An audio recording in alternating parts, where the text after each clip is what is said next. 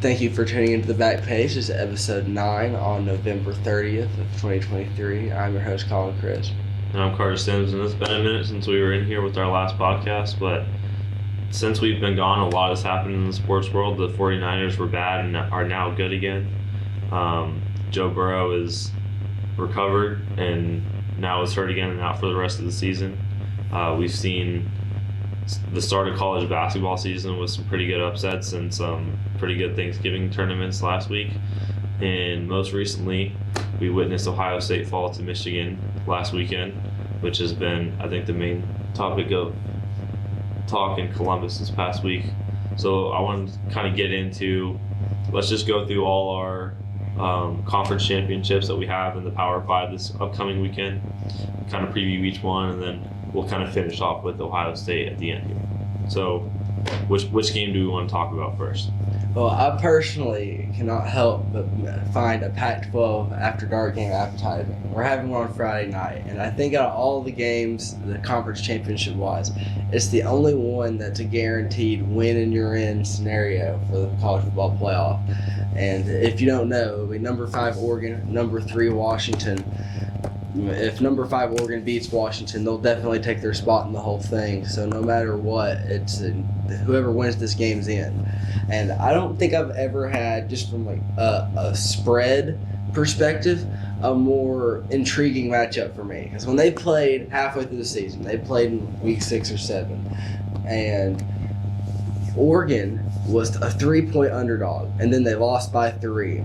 And now it's 6-7 weeks later, and Washington is a 9-point underdog against Oregon in this championship game. Yeah, on paper it's kind of confusing to see the team that won the original matchup come in as underdogs in the second, but in my opinion, Washington has kind of slipped since that big win against Oregon, right? Like, we saw them in a tight game against USC, and USC wasn't really the team that we thought they might be heading into the season, but even like their most recent games, it seems like they've gotten a little shaky in the past like 3 or 4 weeks or so. And even last week against Washington State, I felt like Michael Penix almost threw an interception on like 6 straight plays on that final drive, to get that field goal. So, and on the flip side, I think Oregon has been peaking at the right time, and they're a team where we know Bo Nix. He's been in college since I was 5, and then a lot of they're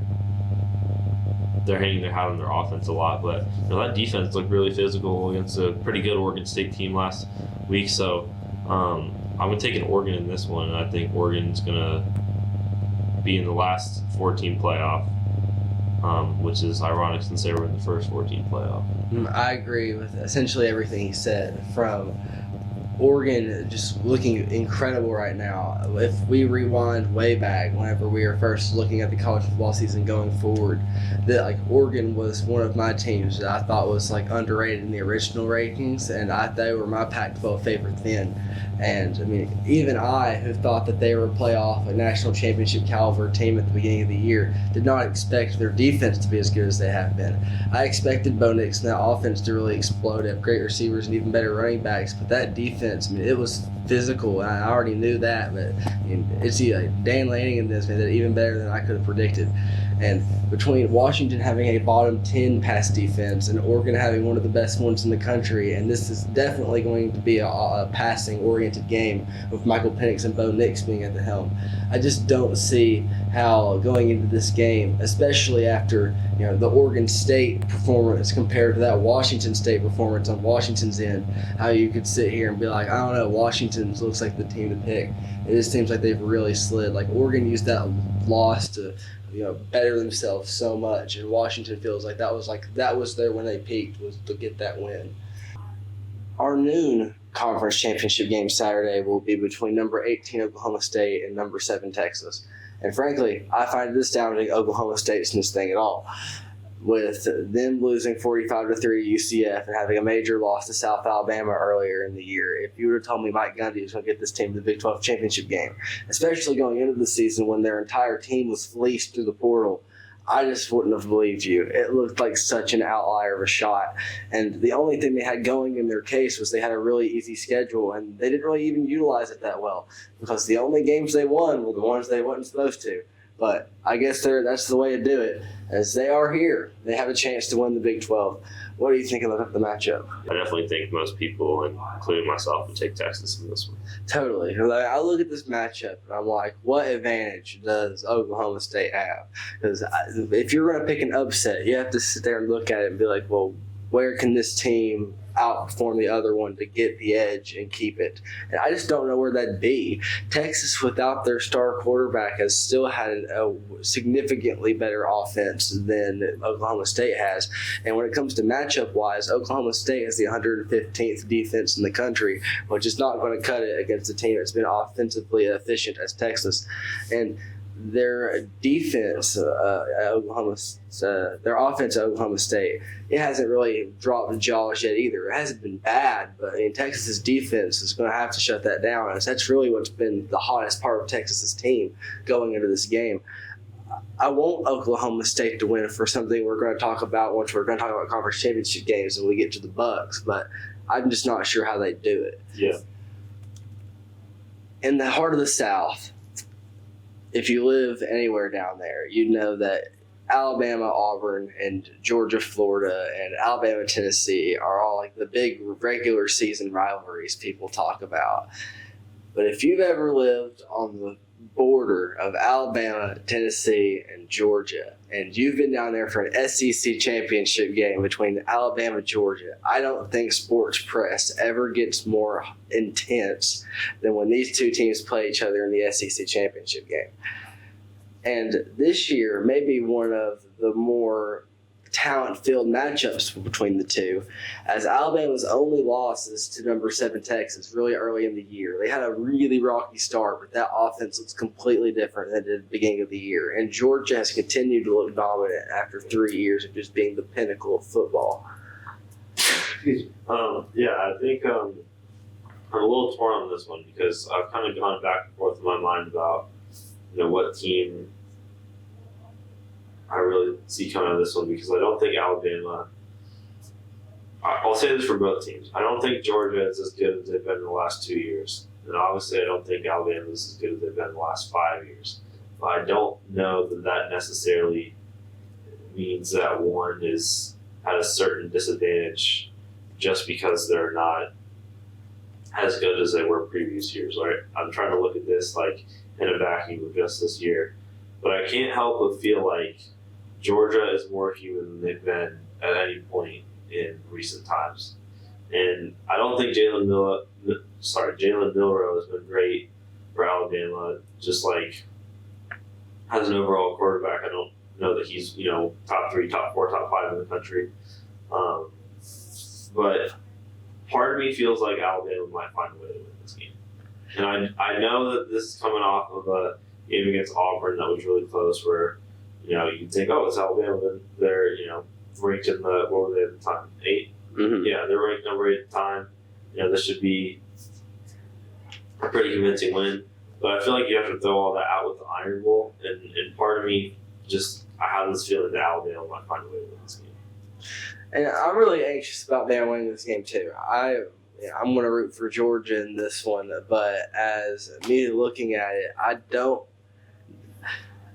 I saw the Iron Bowl go the way it did in Jordan-Hare Stadium, and that made me think next week is going to be a battle, because I don't think I've ever watched an Alabama game that went down the way the Auburn one did, where it's just way closer than it should have been. They were in a road atmosphere and they barely pulled a win out, and it was super scary. And then the next week they looked bad again. Like, I think the times they look best is after a game like that, especially when the next game means something. And we've seen this before. Whenever Alabama barely squeaks one out in the Iron Bowl on the road, like they go to the SEC championship game, they destroy teams. Like, we've seen this happen against Georgia before, even. What makes me think that Georgia will win this game is Georgia didn't look good against Georgia Tech either. Georgia went into that Georgia Tech game favored by 24 points and won by a possession. Like, that's bad. And I think both teams had that looking ahead mentality where they were like, we have our rivals this week, but next week's SEC championship game, we play Bama. And like I said, it's a different feel down there, and these two teams play each other. So now we both know how prepared they are for this, and these two teams are built to beat each other. Like even essentially their entire staff has been on each other's staffs before. Like they are built to beat each other. And I think Jalen Milroe, when I'm looking at the two quarterbacks out there, if I have to put faith in Georgia's offense, they have the weapons of Brock Bowers and their O-line and their running back, and if Georgia's quarterback can't perform, they can lean in on that run game and penetrate Alabama's defense that way. But if you look at the Alabama offense, I think it's on Jalen Milroe's back, and I'm not sure that we can put faith in that against that stout of the Georgia defense. Yeah. So I'm going to hesitantly pick Georgia, but I'm not confident in it. This is the biggest toss-up in all of them. I don't think you can be completely confident in both teams. I'd say right now I'm about like 60% Georgia, 40% Alabama. Mm-hmm. But there's something that's telling me that Alabama might find a way to come through here. But I really can't even make a solid prediction. I guess I'll go with Alabama. I'll put my name under Alabama for this one. But yeah, I think it's going to be a tight one either way. There are two night games Saturday that are Power 5 conference championship games, and they are both undefeated teams versus two lost teams. And the one that is further from our neck of the woods is number 14 Louisville and number 4 Florida State. And Florida State's still like a moderate favorite in this game, despite Jordan Travis going down. But I personally am not sure that they'll be able to overcome against this Louisville team. This Louisville team has not gotten a lot of press. I don't think that they've gotten enough hype around that program. It's this time of year where if you aren't a playoff contender, then you're nothing in the eyes of the sport, which I think is just crazy. Because there's a lot of teams that should be getting a lot more attention right now, and I think Louisville's one of them. What Jeff Brom has done in his first year there as a Cardinal is insane. Louisville is not supposed to be this good. Yeah, and I think most Buckeye fans would know Jeff Brom from Purdue, and we remember that game against Purdue.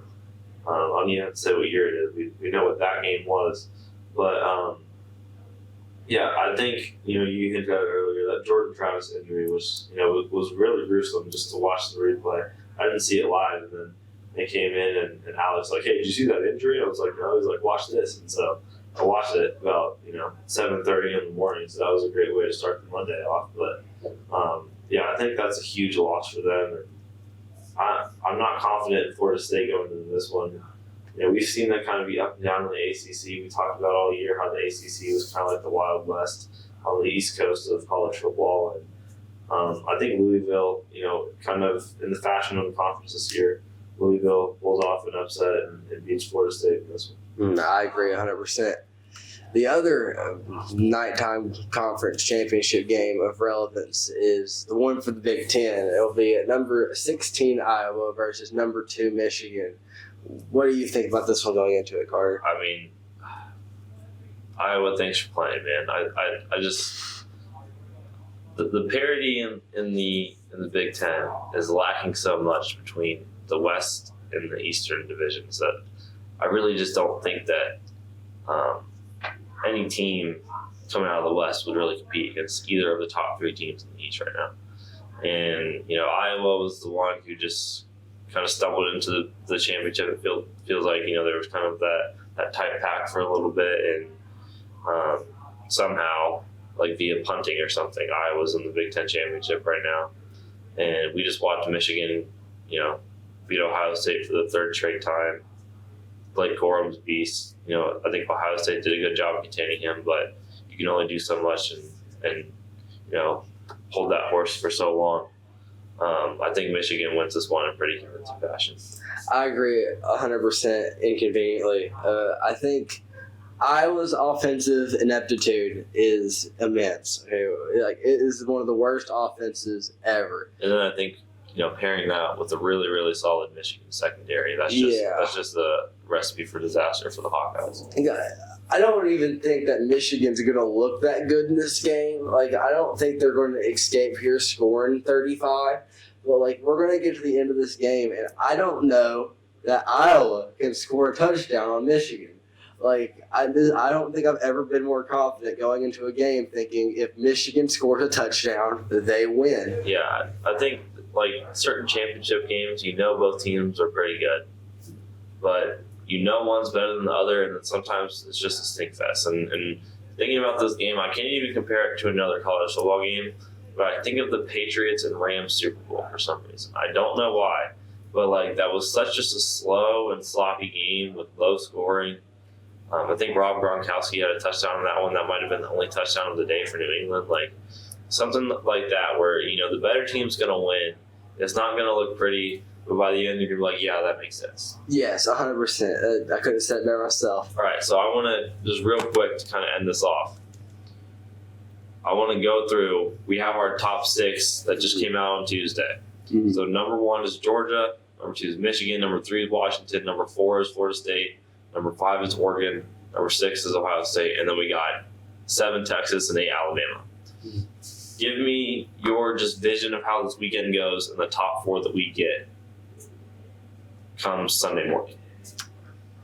I have Georgia running the 1. I think they'll beat Bama. That's a coin flip of a game. I want to lack complications, we'll say Georgia runs the 1 and gets in. Michigan beats Iowa. They run the 2. I think Oregon beats Washington and takes their spot at 3, which would make the final Rose Bowl be for the 14 playoff be Michigan, Oregon in the playoffs, and that'd be awesome. And Is then the Rose Bowl the playoff game this year? yeah, Okay. And then number 4, I think that Texas wins. And while I hate it to be this way, I know that Ohio State's ranked above Texas right now, but I really don't see how you get an 11-1 not conference champion in Ohio State and don't include a 12-1 conference champion in Texas, who I may add, we have never had a 12-1 conference champion miss the college football playoff. I don't know how you make this the first one. So I think the committee picks Texas for the sake of precedent and to put conference championships as this is a major thing you need. Yeah. So then it'll be Georgia, Texas is 1-4, and 2-3 be Michigan, Oregon. Okay. So I agree with all of your predictions. I'm obviously kind of still back and forth in the SEC, but for the most part, I agree with all your predictions on conference championship games. But here is my question: does losing to Oregon, who is number 5, automatically eliminate Washington, or is there a chance that they slide to the 4? I think that if Oregon beats Washington, Washington needs Texas and Bama to lose to have a chance. Okay. Because then Texas has 2 losses, they're out. Bama has 2 losses, they're out. And so there's not a conference champion with 1 loss that can overthrow Washington. Because I think if it comes down to 2 12-1 teams, they're going to pick the conference champion. Okay. Now my second question: I feel like Florida State's sitting on a trap door right now. Mm-hmm. Like that 4. That little line between 4 and 5 is just going to go like this, and they're going to fall out of the top 4 if they lose to Louisville, right? Mm. I think everyone would agree with that. Yes. Now, I do agree that winning a conference championship should mean something, but the fact that the committee ranked Ohio State 6 over Texas at 7 is telling to me that they still view Ohio State as a better team to put into the playoff should something happen than Texas. Now, I'm not saying that should be the case. I'm not even saying that Ohio State has the resume that Texas would to get in here. But the committee thinks that Ohio State is a better fit for the playoffs than Texas in an emergency situation. And I think we just see that off the ranking that we got this week. I think that's very telling of the situation. So here's my prediction for this weekend. I want to get to the SEC game last. So I think Michigan wins and stays at 2. I think Oregon wins and slides up to the 3 spot. And Washington falls out of the top 4 just because I think Oregon kind of avenges their only loss. They win the Pac-12. They'll go out, win the last ever Pac-12 game, and go into the playoffs. And I think of the past decade, if you were going to pick anyone to kind of be the final champion of the Pac-12, I think we'd pick Oregon. So I think that's very fitting. I think Florida State loses to Louisville, and I think Ohio State does slide into that spot. Now, the thing with me for the SEC one, if Georgia loses, I don't even know that they're out. But here's the scenario. Let's say that Georgia loses to Bama.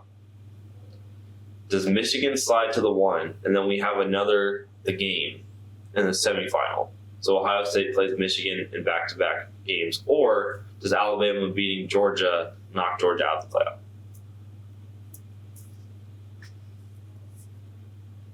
Theoretically, of course, because I know you picked Georgia, and I'm not saying that Alabama's a favorite. So in this instance, Oregon's in, Michigan's in, and then Bama beats Georgia. Okay. Yeah. Well, I think that in this instance, they would put Georgia at 4. Okay. So we think that Georgia losing would complicate it more for the Buckeyes. Yes, 100%. Because if Alabama loses, that eliminates a one-loss team. And if we're looking at this as like wild cards, undefeated teams are locks, right? Yeah. And then if you're a one-loss team, you're kind of a wild card. So if Alabama beats Georgia, all that does is make there be another wild card. But if Georgia beats Alabama, that eliminates one. Yeah. So I think that we should be rooting for Georgia this week if we want the Buckeyes. Again, I'm like 60% Georgia right now, 40% Bama. So I guess I'll say Georgia at 1. So my list would be Georgia at 1, Michigan at 2, Oregon at 3, and then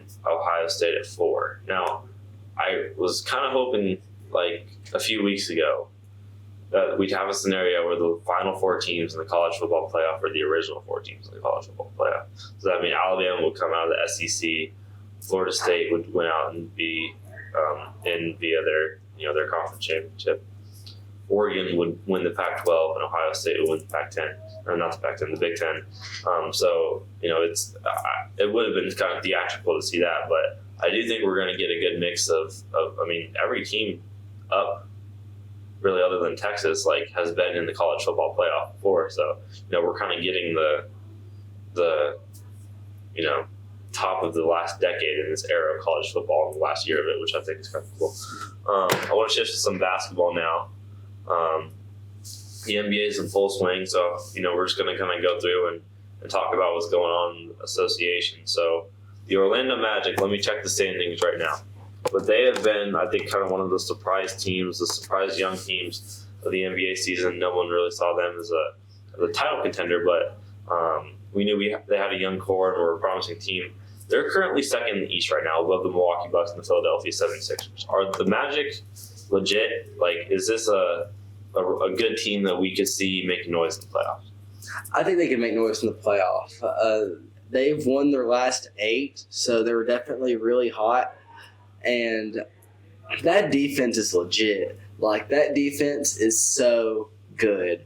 And in basketball, everyone says defense wins championships, but then they completely forget about it by the time playoffs gets here and everybody starts talking about stars that can score. And in the Magic's case, I think they're not going to be this hot forever, obviously. You can't win 8 in a row every week. But, once we get to the playoff, this is a team that I think we're going to forget about how hot they were early in the season. And they're going to end up, everyone's going to be caught up in the teams with all the stars and the flash and the points. And then the Magic are going to start winning again with this defense. And then everybody's going to be like, oh, yeah, I remember that. I could kind of see the Magic being this year's Sacramento Kings of last year. If that makes sense. The only thing for me is, that offense, once it gets into the half court, isn't great. Mm-hmm. The Magic are great on the break, great when they're sped up and can play at a high pace, but that half court offense isn't amazing yet, and I think that's just part of having a young team in the NBA. But they do have a treasure trove of guards that I loved coming out of college, so they're a fun team to watch, and obviously like to get out and go. But just kind of the names on this roster. Wendell Carter Jr., Franz Wagner, Jalen Suggs. Cole Anthony. A lot of guys you could see kind of blossoming. Anthony Black, the rookie. This is a team I think that in the future, next 4 or 5 years, people are really are gonna know who the Orlando Magic are really soon. I think.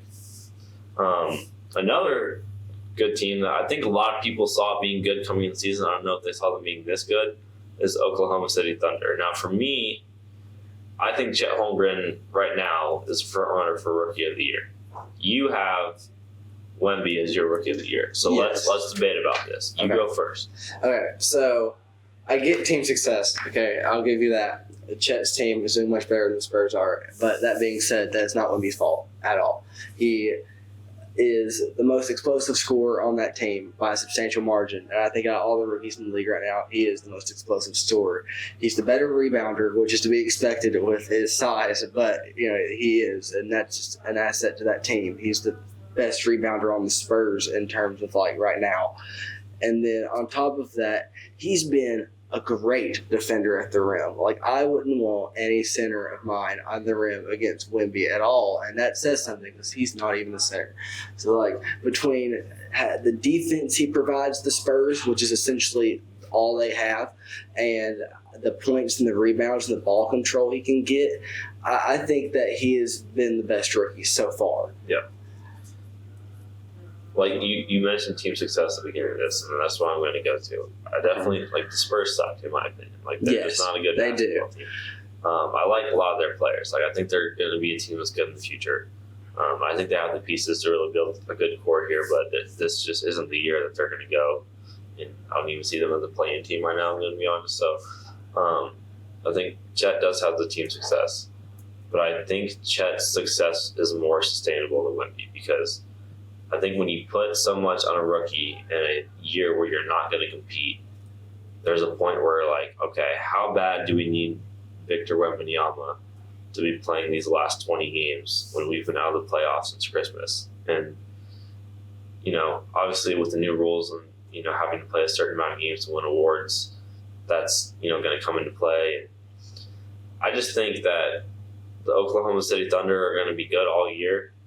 And I think a lot of that's going to ride on Chet Holmgren. And so I don't think that we've seen the best of Chet Holmgren yet, which for me, I think, it does help. I realize that he's already been in the league for a year and was injured. We can go back to the Donovan Mitchell-Ben Simmons debate and talk about that one from a few years ago for an hour, I think. But I think that just the team success is always going to be there this year at least. And I think that Chet is going to continue to grow throughout the year. We haven't even seen his best play yet. And I think the farther the season goes, the more the Thunder are actually going to start to lean on Chet Holmgren. They've got some great guards. Obviously, SGA is a beast, and we know that. But I think for them to do much of anything in terms of at least getting it, they're in play for home court advantage right now. Oh, yeah. We'll see if that, kind of lasts. But I think for them to have any sort of a high ranking or playoff success, a lot of that's going to fall on Chet Holmgren. I think the resume is going to start shaping up for him to just have the Rookie of the Year. All right, can I get to my Warriors rant? Of course. All yours. We started off so well, and I was like, man, this has the same vibe as that 2022 team where, we're just flying around the ball. We can shoot. We got multiple guys off the bench that can come in and contribute. The vibes are high. Defensively, we're strong. Steph Curry looks like an alien. And now, after just a terrible 2 weeks of Warriors basketball, we've had Draymond Green suspended. Klay Thompson can't hit water if he was standing in a boat. Steph Curry's still an alien. Andrew Wiggins doesn't look like he is even the same guy from 2 years ago. And so, for me, it's just, I wake up today and I see that Gary Payton II and Chris Paul are going to miss time with injuries that they picked up in the Sacramento game, that we need to win by 9 points to advance to the in-season tournament. And so we didn't win by 9 points. And we're like, fine, I'm not going to win at all then. So we just lose to the Kings, which I hate losing to the Kings because I feel like we've played that team 25,000 times in the past 2 years, and I'm sick of that team. And, obviously we beat them in the playoff series, but I feel like if you really, I don't even know the record for this, but the Kings have probably gotten us 65% of the time in the last 2 years. I'm just sick of it. This team, I'm such a hater of the Bucks right now because I thought that they were going to be bad. I thought that this Dame Lillard thing was going to kind of blow up in their face, and it did for 2 weeks. And now they figured out their pick and roll, and they figured out their offense. Their defense looks elite again, and Brook Lopez is still, somehow the third, fourth best player on a championship team, but is scoring 39 points, and I'm just like jealous of the Bucks right now. I'm so jealous of the Bucks right now because I wanted that to blow up, and I wanted to make the blockbuster trade where Giannis finally comes to the Bay. And the vision that I've had in my mind since I got my first 2K game when I was in 7th grade finally comes into fruition, and Giannis is wearing blue and gold. I just wanted it so bad, but now I think this is a hole that the Warriors have to dig themselves out of. And they've won more games than this week, percentage wise, than they did the last 2 weeks. But I don't think we're very far out of this hole yet. Like I think there's a lot of problems that we have. First of all, we can't shoot. Which a Warriors team that can't shoot, like that doesn't make sense given what we've seen in the past 10 years in the NBA. Like that just seems so, ironic because when you think of the Warriors, you think of shooting. Secondly, that offense is not free flowing right now. It's Steph Curry or bust. Like it. We talked about 2018 LeBron, and I think that's the season where we know how much everything ran through LeBron for the Cavs in that year. I don't think that Steph is anywhere far off from that season at all right now. Like Steph is still my MVP. Obviously, Luka's been great. Giannis is going to have an argument. Jokic is going to have an argument. And Embiid's going to have an argument. For me, Steph is still my MVP early right now. But it's just like, what is going to change? Like, what about this roster looks like it could change that would give me any optimism about the next, stretch for this Warriors team? Like give me an outside perspective. Is it as bad as I feel right now, or is am I justified in kind of being a little pessimistic about this? I mean, I don't want to sit here and say that the Warriors is a culture issue, but I feel like how much they've been in the press over shenanigans. I feel like all the attention around their program isn't even isn't even basketball. Yeah, and I thought we kind of fleshed that out with the Jordan Poole move, and we were gonna, okay. Last year it was like we want to straddle this 2 timeline thing where we want to compete and also build at the same time. So we wanted to see Jonathan Kuminga and Moses Moody and James Wiseman and Jordan Poole be the next guard for the Warriors. Jordan Poole's in Washington right now, on a terrible Washington team, but he's gone. They'll have great nights, they'll have terrible nights. That's just who Jordan Poole is. James Wiseman might not be in the NBA any longer. We traded him to Detroit last year. Moses Moody and Jonathan Kuminga, I thought Jonathan Kuminga was destined to take this huge step, could be the 3rd best player on this team. We just haven't seen it, right? And then Moses Moody is just like, we knew he came out of college, I think after his first year, and he said, I wanted to develop in the NBA instead of at Arkansas, which I understand. So there's always going to be a learning curve. But it's like, this is year 3. And I feel like we've been waiting for him to take that next step for the last 2 years now, and I realize that progression isn't always linear, but it's just like this team just feels stale to me. Like I don't know if that makes sense. And I love Klay Thompson. He's one of my favorite players in NBA history. Like I love everything about Klay Thompson, but he is the most expensive bad shooter in the NBA right now. And it's weird to say Klay's a bad shooter because even when he came back from infinitely long injury, he could still shoot. And I think I think he's going to come out of this. Like everyone goes through slumps, right? We see it in baseball all the time. We see great hitters go through a terrible slump. I mean, Aaron Judge did it, last year, and then also broke the home run record. We've seen this, but I just it's bad right now. It is bad. And then just my other note. For the NBA right now is that Jalen Brunson's the beast. And Jalen Brunson, I like watching Villanova college basketball just because I think they always have really good guard play. And they're a fun team to watch. And I kind of remember when he was in college, those teams that won the national championships. But I never looked at Jalen Brunson as being a top point guard in the NBA. And even when he was in Dallas, we knew he was good, but I don't think we ever saw him, being the best player on the Knicks. That was not really something that we saw in his career path. And now I think the way that this has kind of turned where Julius Randle is kind of having a stinker year. He had his good year last year, so now it's time for his bad year. He just kind of alternates every season. But Jalen Brunson is putting this Knicks team on his back right now. What I'm learning from watching this Knicks season so far is next year, whenever Randall's having his next good year, and if he can, Brunson can keep his stuff up, and these young players on their team can develop into getting better in the next year, that Knicks team's gonna be really good. I think the Knicks are gonna fall in the trap where they're gonna want to sign the big star. like they're gonna want to sign the Joel Embiid. If Philadelphia doesn't get out of the second round, you will see an infinite amount of Joel Embiid Knicks jersey photoshops on Instagram. Like you'll see it everywhere. If Chicago blows this up, the Knicks are going to be in the lead conversations. Or are they going to land DeRozan? Are they going to land Zach LaVine? Like, if I don't know what other team? Perfect one. Donovan Mitchell. That is just the forbidden fruit sitting there for the Knicks right now. I don't think they need it. Like, first of all, Donovan Mitchell should stay on the Cavs. He's wanted to be a Knick his whole life, and I understand that. But this Cavs team is right for him. They can do something special. And the Knicks don't need to go sign another ball-heavy guard. Like, they just don't need to do it. And so I think they're going to fall into this trap of wanting to sign that big free agent. But I think they need to just start building around Jalen Brunson instead of trying to upgrade Jalen Brunson, if that makes sense.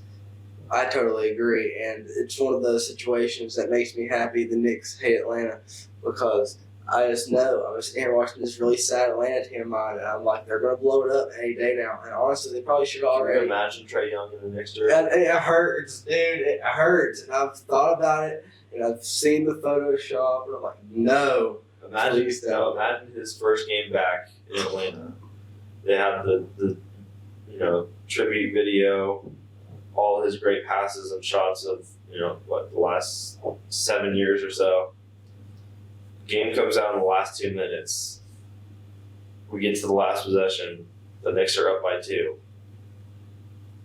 Jalen Brunson gets to the paint, turns to the corner to find Trae Young, hits his corner 3, turns and hits the ice tray celebration in a Knicks jersey in Atlanta.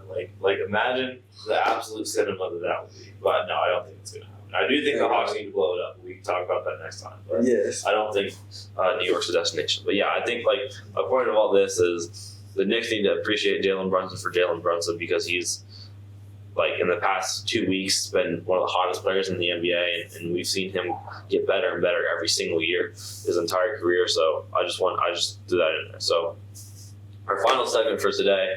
I'm a Spotify user for my music streaming personally. Yesterday was Spotify Rap Day. I feel like that was kind of a long-awaited thing for a lot of Spotify users. I'm not really sure why, because we know what music we listen to, but we just kind of like seeing it in presentation form that kind of wrap up our year. So give me your sports watching Wrapped, your top 5, most watched or viewed players or teams. Okay, so this is going to be in hindsight, because I didn't watch all these live as much as I did in replay wise. But in terms of the 5 things that of the last year was most appealing to me about sports, I want to start off with an Ohio State one, and that is Marvin Harrison Jr. This offense was really sad this year, and I hate to be that way, but I just don't think we had the quarterback this year at Ohio State. And if you take Marvin Harrison Jr. off that team, imagine McCord's numbers, dude. Imagine how sad that offense would look. And, it's not even like we have bad receivers. We're wide receiver U. We have so many good receivers. And no one even compared to him. No one on our team even looks remotely similar to Marvin Harrison. If he doesn't get wide receiver of the year this year in college football, it's a scam, bro. No one even came close. He has been a phenom of an athlete, and I can't wait to see him in the NFL. Did we see him take the Heisman? I think we should. I don't think we will. I think that the Heisman's going to end up going to Bo Nix, but I do think Marvin Harrison Jr. deserves it. If it wasn't a quarterback award anymore, then he would get it. And he's going to end up being there. It's New York, right? He's going to be in New York for the Heisman ceremony, just so they can be like, oh, we invited a not quarterback, and it's going to be him. But he deserves it. He deserves to win it.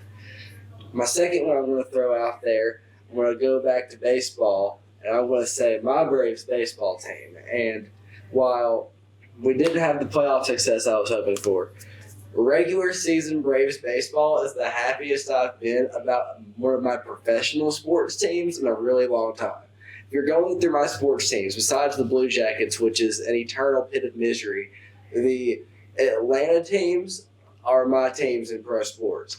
And the Hawks have been sad for a while, and the Falcons are the epitome of and that leaves Braves baseball. And that's the highest I've rode as an Atlanta fan in any sport for a while. We broke a ton of our own personal records. We had the hottest regular season we ever had. Ronald Acuna played like God. Like, it was such a good season for us. And it was a regular season Braves baseball made me so happy.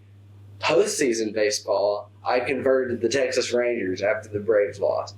And at the very beginning of the year, my World Series prediction, sadly I didn't have this platform to throw it out there, but I did say this to my family and friends, was that Atlanta was going to beat Texas in the World Series. And when Atlanta didn't win, but Texas did, so I'll take second. Yeah. And Texas, they were, best comparison I can do is LA Rams NFL Super Bowl. They essentially assembled that roster over one off season. They had a bunch of young talent that most people was not paying attention to. And they were like, we just need veterans. So they went out and they got as many veterans as you can. And that was a master class in managing. Like, it would have been cool to kind of see your prediction like you made at the beginning of the year, but I'm sorry, my Arizona Diamondbacks, I've been a diehard fan since 2000, so I was born in 2006, but I'm a Reds fan. But obviously, we kind of went through that whole playoff run, and it felt like the Rangers just all right, we think we're not gonna see the Rangers in this one, and I picked the Diamondbacks early, you picked the Rangers early, and there were times where they kind of dipped off, and but somehow made it to the finish line, and I think that was kind of a fun playoff postseason for baseball, just as a neutral, because it wasn't the same teams that we see all the time. Totally, it was not another Dodgers World Series. It was really incredible. For my last two, I want to throw out another Ohio State player for the first of them, but this is going to be NFL this time. C.J. Stroud. I know the season's not over yet. He could fall apart. But right now, I've never been happier to watch an Ohio State quarterback in the league. I've never seen a rookie be in the MVP conversation like this. It's insane. It's so cool how good C.J. Stroud's been. Because, fun fact about Ohio State, if you don't know, the viewer, we have never had a quarterback make it to the Pro Bowl for being a quarterback. But we have made one make it for being a punter. Weird stat. I'm hoping C.J. Stroud will be our first one that actually makes an all-star team in the NFL version and makes Pro Bowl and all that as a quarterback. Because I've always wanted the Ohio State quarterback to be good in the league. I've always been an Atlanta fan, but I've rooted for the Texans before because they got Braxton Miller, and then he didn't play quarterback anymore. And every time someone goes to the league, I'm like, oh, Justin Fields, the Bears, hopefully he'll be good. And then he's been okay, and we see a lot of okay and bad out of our successful Ohio State quarterbacks. And now we have one that not only is good as a rookie, it's not only competing for Rookie of the Year, but it's competing for MVP. It could win his division. It's so good. It's so cool. And no one said the Texans were going to be winning the division going into the year. No one did. Everyone had Jacksonville and nobody. I went to the Bengals-Texans game, and as a Bengals fan, that was a frustrating one. But, man, I have seen C.J. Stroud at Ohio State. I didn't even feel like I was watching the same player. I feel like at times we had such frustrations with C.J. Stroud, and I'm looking at that, I'm like, you know what? In 2 years, I'm going to be sitting here at an NFL game. I'm going to be looking up, and Kyle McCord is going to be leading the Vikings to the number 1 seed in the NFC. It's just going to happen. I'm just manifesting it now. Kyle's going to bounce back. He's going to have a great year, be a Heisman candidate next year. It's just going to happen. So C.J. Stroud's the blueprint, and now everything after that will be exactly as successful as he has been.